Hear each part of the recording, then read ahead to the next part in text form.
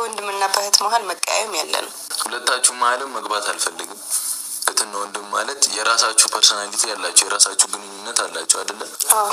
እኔና አንቺ ያለን ግንኙነት አንድ አይነት አይደለም አይደለ?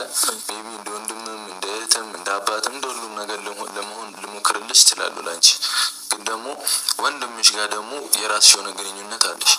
ምናልባትም እኮ አሁን አንተ እዚህ ህይወት ላይ እንደዛ ባትገባ አሁን ያለንበት እንደዚህ ሰላም ላንሆን እንችላለን። ገብቷል?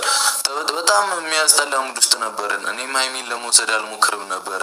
በመውሰዴ ነው አሁን እዚህ ጋር ያለ ነው እና ጥሩም ነው። አንዳንዴ መጥፎ አጋጣሚዎች ለበጎ ናቸው። አንተ እኔን ለእኔ አስበህ ወደ እኔ ህይወት መጥተህ ከዚህ ቤት አስወጥተህ ይዘኸኝ ባትሄድ ኖሮ ራሱ እኔ የማደርጋቸው የራሴ የሆኑ እርምጃዎች ነበሩ።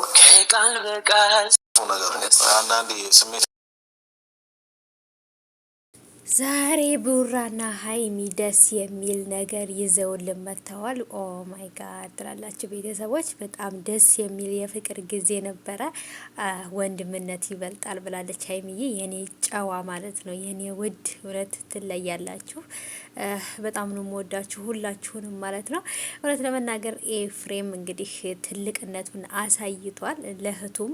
ለእህቱም ፍቅረኛ ለቡራም ለሀይሚም ያለውን ይቅርታ እንግዲህ አይተናል። ይቅርታ ጠይቋል።